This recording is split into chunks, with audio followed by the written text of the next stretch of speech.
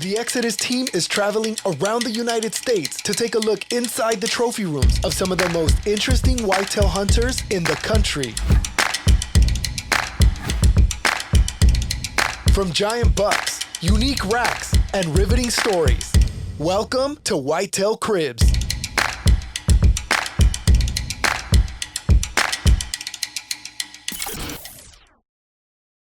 Morning, guys.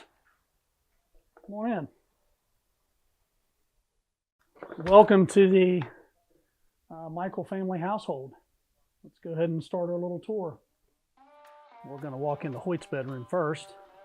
He was actually supposed to be born on the first day of bow season, so which at that time was October the 11th was the first day. So my wife wanted us to come up with some names of bows, believe it or not. And of course there was Matthews, Jennings, Darton, and as soon as I said Hoyt, we never deviated from that name. So that's how he got his name. And then he's named after my grandfather with his middle name, so Hoyt Nixon. Anyway, this is Hoyt's room. The significance to that little buck in the corner, and that's the first buck that I ever killed. So that starts our little trophy debut here. This room, this is Dalton's room. Dalton also, like Hoyt, started when he was young. Dalton killed his first year when he was 6 years old. Actually killed it on his 6th birthday, so he started young. And, you know, a little bit of history behind Dalton. You know, both my boys were athletes. You know, Dalton did a little bit of everything: baseball, football, wrestling. You know, some of the stuff you see here. He was actually a 3-time finalist, 2-time state champ. So he would never tell you that, but I'll tell you because sometimes he's dad. But these are a few that Dalton's killed. The one on the far left, that's the first one that Dalton ever killed. Well, I take that back. Actually, that's the second one he killed. The first one he killed was a little buck. He didn't even know it was a buck, so it was pretty exciting. And of course, these are just these bucks that are the other two, you know, bucks that have been killed here on the farm. This one is one of the, you know, at one point in time was his nicest one with a bow. That's been several years ago. He's obviously graduated from that since, which you'll see here just in a little bit. But and then he has, you know, some of our hides that we've caught. I'll show you some of those after a while too. These are just a couple red fox hides that we've either caught in a steel trap or snare. So, anyway, this is Dalton's room. We'll head back downstairs. Hey guys, this is the living room. We spend a fair amount of time in here. They spend more time in here than I do. I'm not a big TV watcher unless there's a good football game on or something. But you know, holiday season here, so you know, my wife's got all the Christmas decorations up. And as a matter of fact, that's where she's at today. She's doing some Christmas shopping. And of course, this is the fridge.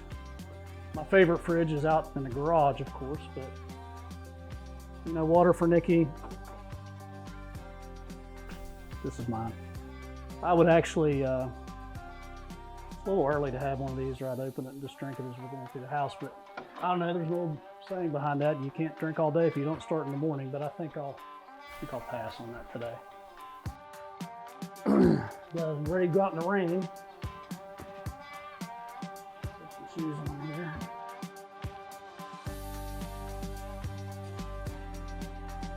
This stuff on this side that, you know, really what we're talking about is just basically, you know, typically that wall's loaded with stuff, but I've got a few tree stands I haven't taken out of the woods yet. You know, just decoy, several lock-on stands, a few climbers, targets, more typical hunting stuff, 4-wheeler, gun that I haven't put away yet. And of course back here, which we'll talk about this in a little bit, I don't have any of these inside. This is it's basically called a wire snare that I use. Put your field tag on with your DNR number, your name, things like that to make it legal. You know, fence line snare is basically set up, you know, on a fence post with this buckle. Set your snare with, which I believe they've increased the size of the snare down. So I think you can set this 15 inches, I believe. Don't hold me to that. Coyote runs through it. As soon as he runs through it, the harder he pulls, the tighter it gets. So We'll take a look at some of those in a bit. I've been very fortunate. If you're an avid deer hunter, you typically hate coyotes. So these and steel traps are the tickets for sure. Be very careful with these. If you're watching this and you use them, you don't want to be around an area where you have domestic dogs, anything like that, because fortunately, but unfortunately, once they're caught, they're caught.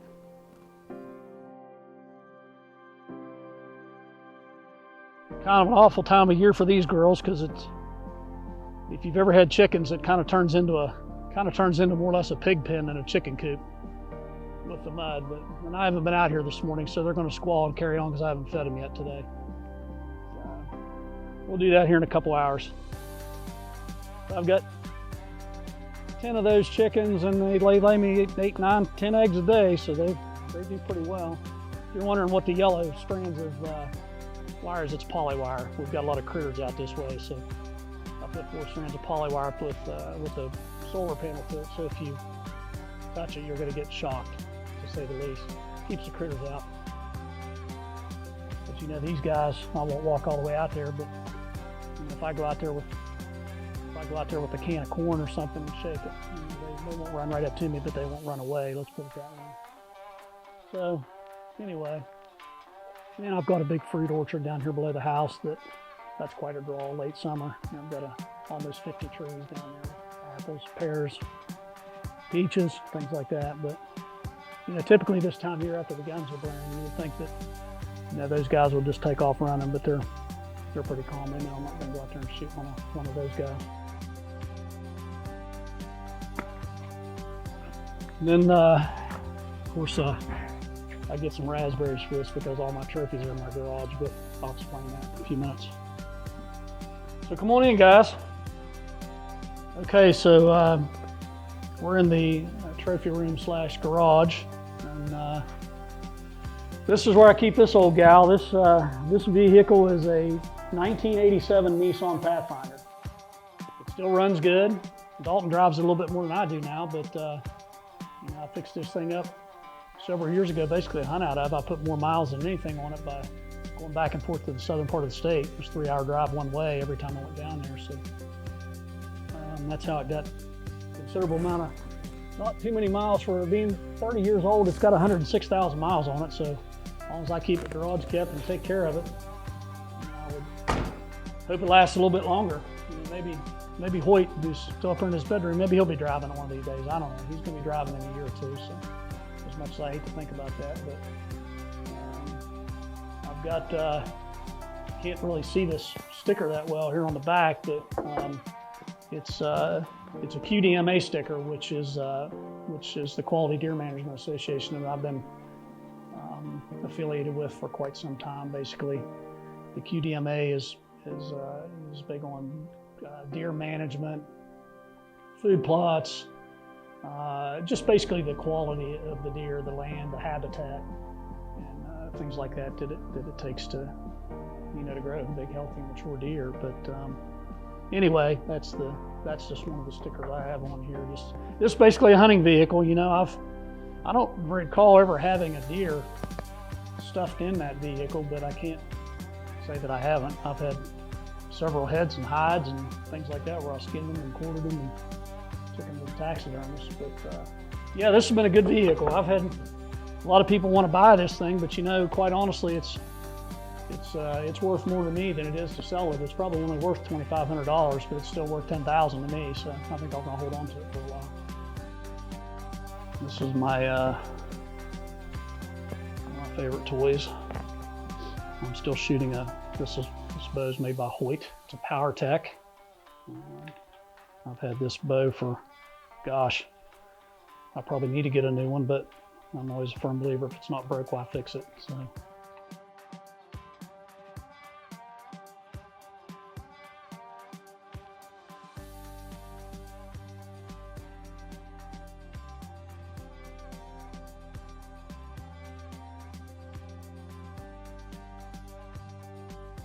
You know, I guess here's what you guys, you know, really came to see. I've been very fortunate over the years. I've got quite a collection. Anyway, this particular deer right here, as you can see, I found one of his sheds the year before I killed him. And you know, the story behind that deer was, I was on a lease in the southern part of the state in Wyoming County, and we had several pictures of that deer over the years. As a matter of fact, he was on his downside, and I'll get to that in a second.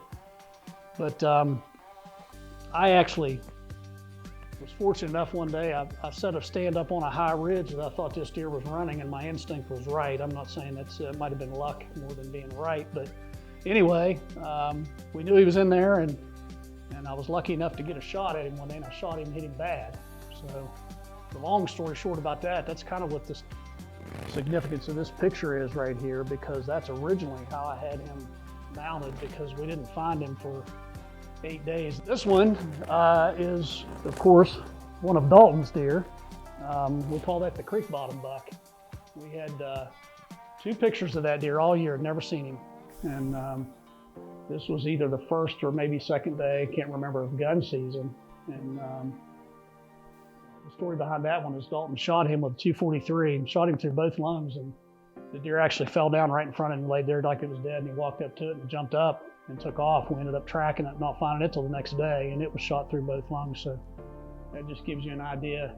You know, even these deer around here, they've got a will to live. You know, but you know, some of these bruisers that you see like this in the southern part of the state, that deer right there is right up against, that deer scored 138. And I've always been a fan of the big 8 points. You get into an 8 point that gets in the 130s, 140s, you got quite an animal. But this particular deer, and I don't remember the scores on all these, don't hold me to that. That one's in the low 130s. His brow tines help him tremendously. But you know, these are just some that I've killed over the year. And I kind of got into the European mounts, and I like them. I think they look really nice, especially in a setting like that. The bear, I killed that in Canada, probably, I'm going to say it's been 15 or 20 years ago. And of course, I'm going to go ahead and do this because I think the way this video likes to roll, any of you guys out there that's watching this, if you've ever bear hunted, when you kill a male deer or a bear, you keep, that's his pecker. So, if you didn't know that, now you know. They've got a bone for a pecker. So does a raccoon, by the way. They're from the bear family. So that's your story for the day on that. If you're an avid whitetail hunter, you know, these guys right here, might be one of your worst enemies, to say the least. I'm not real good with steel traps, to be very honest. We run, we run the Dukes 2.5s. I don't even know if I have one of them here, right here behind here. We use 2.5s, 3s. That's typically more than adequate for a fox, especially, and it'll hold a coyote as well. You know, if you catch them by the toes, it hurts, so they don't tend to struggle too much. But I've also seen them actually chew their foot off. But you know, we've caught a few with steel traps. You know, I think, in fact, Dalton's a little bit better with the steel traps than I am. When he started doing, he had a little bit more time to mess with them than I do. But you know, I got really good with the what I call pretty good with the snares. With these guys, I just run a typical fence line snare like I showed you earlier in my building. But I caught 13 of them last year. I caught 12 the year before, and I think 5 or 6 the year before. So I've caught, you know, all told in the last 5-6 years when I've been doing it, you know, a lot. I've caught 35 or 40 of them out here. And what's hard to believe is the fact that there's that many of them in areas you don't even realize they're there. This guy right here, this is Dalton's.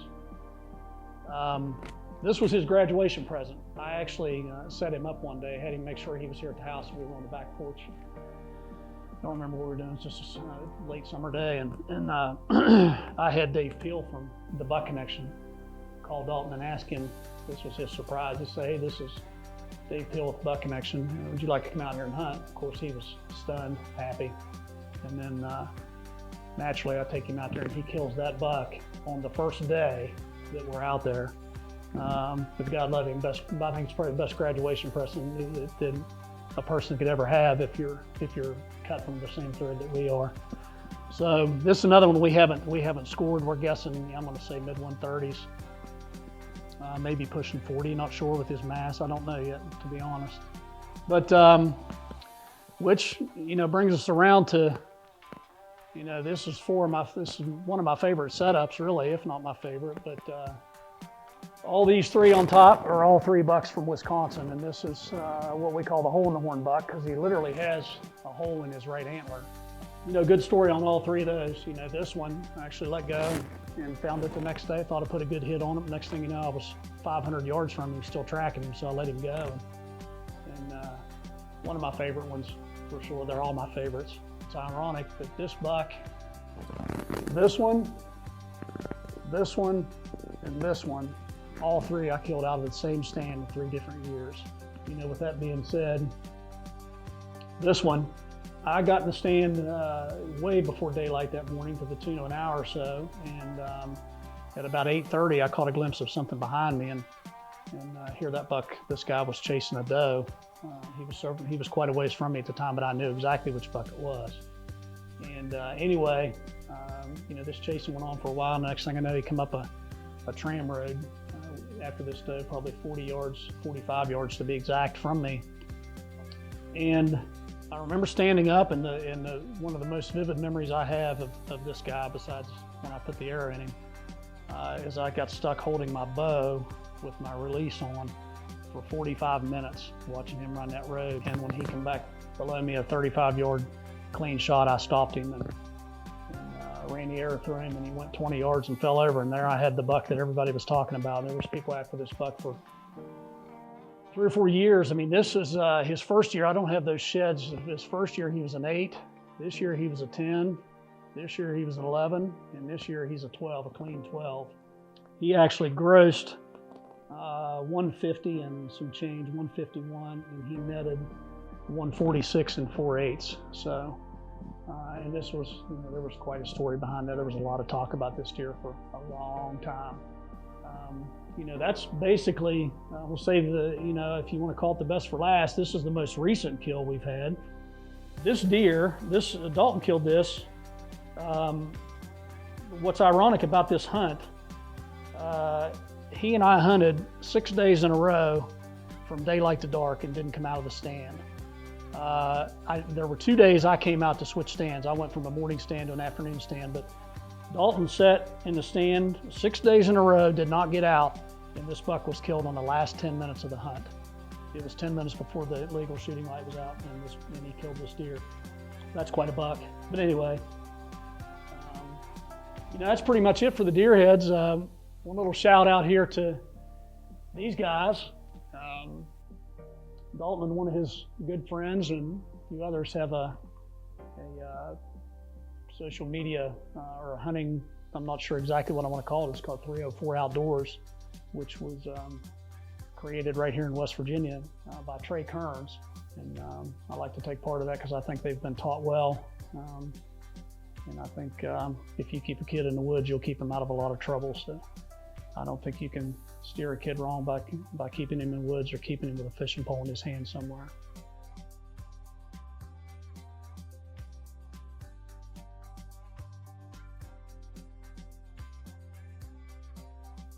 Okay, guys, once again, thanks for stopping by.